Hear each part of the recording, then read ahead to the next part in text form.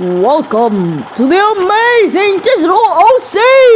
My name is Kane, I'm your ringmaster, and I'm here to show you the most jaw-dropping, heart-stopping, mind-bending, well-thought OC you've ever laid your eyes upon. Isn't that right, Pebble? That's right, Kane. I can't wait to see what OC Marco got cleaned up for today. Well, let's not waste any time. Let's get right into his OC!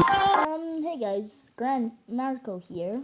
Sorry, I almost said Grand. Anyway, I'm drawing my OC called Grand. And I'm drawing him. I just wanted to let you know who he is and what I thought he is.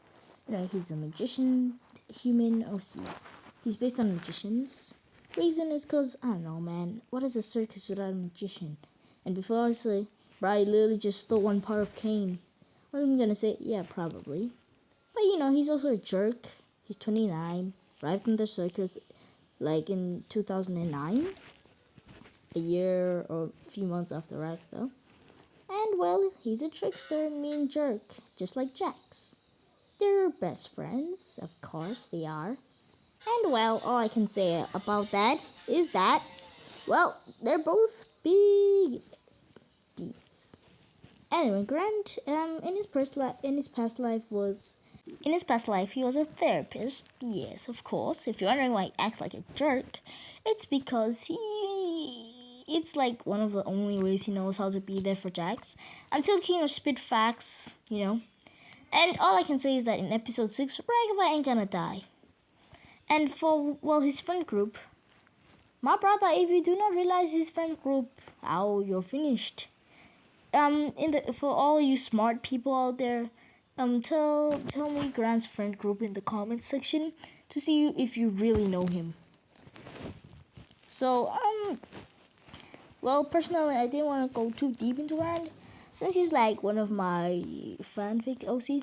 But when I made him, I was like, cool. But the more and more I delved into history, I found out that magicians dislike and like a lot of things. And well, I went deep into his character arc. And one of his key features is that he isn't a jerk because he wants to like push people away so they don't abstract and doesn't feel right. No, he does it so Jax can't be alone. Because honestly, being a jerk on your own takes a toll on you. And the only reason I can see Jax letting him be with Grant, seeing himself be with Grant, is because one, partners in crime, and two, because Grant has been here longer than him, so he probably already has a higher chance of not abstracting. But I guess you can say the same thing with Ribbit, because she was there longer than him. But Jax probably got closer and found out that she only came recently. I don't know, man. But all I can say about Grant is that bro is a dimwat. But when it comes to serious matters and serious times, he actually can take off his mask and give some encouraging therapy. He does this to anybody whenever he sees like they're unhappy and they're about to lose themselves. Like for example, Gangong, after the fast food adventure, before Zubul came and my other OC that I'm gonna give you in the next video. After I show you the reactions of him in the casts. How he reacted to other cast members. Essentially he gave her therapy on how nobody's perfect and how all the masks she chooses and gets aren't going to reflect who she really is.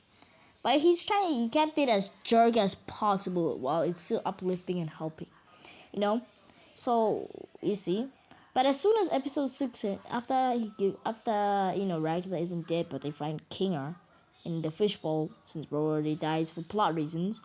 But they talk a bit, and before you say it ruins the whole metaphor of how they're trapped in the circus, I'd say that for me, since Grant adapted like fast to the circus due to himself constantly giving himself therapy and learning the tricks and stuff, he probably already adapted quite fast.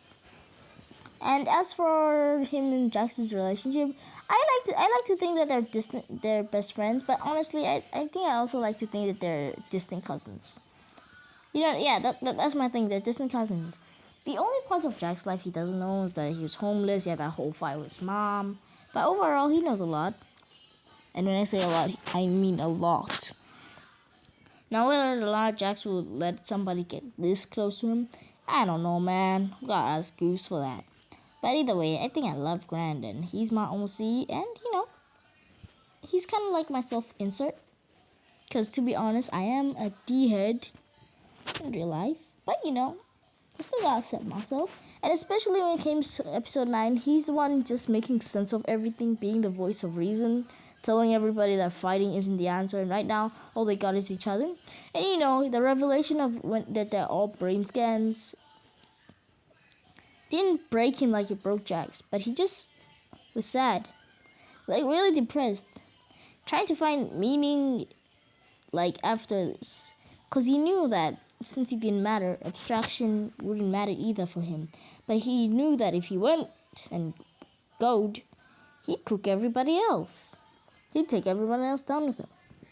So he made it his priority to find meaning in the circus and saving the others, Anyway, as for the traveling to Jax's mind, bro's going 100% in there.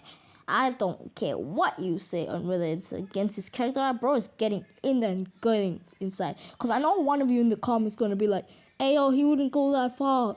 And then I'm going to pull a gun to you and say, nah, it's canon. He's getting in. Well, Fanon. It's he was the editor to the show. And for anybody about to harass Goose for not adding him into the show, how could she even think of a character like this? Like, to be argued, he is kind of like a copy and paste of Jax, but just a bit nicer. He's basically just Jax with a conscience and one that lets go. Now, how would Jax react to him dropping his mask? Well, I'll drop 2 reaction videos, or maybe 3, and then next I'll get my OC. Thanks for watching. Bye!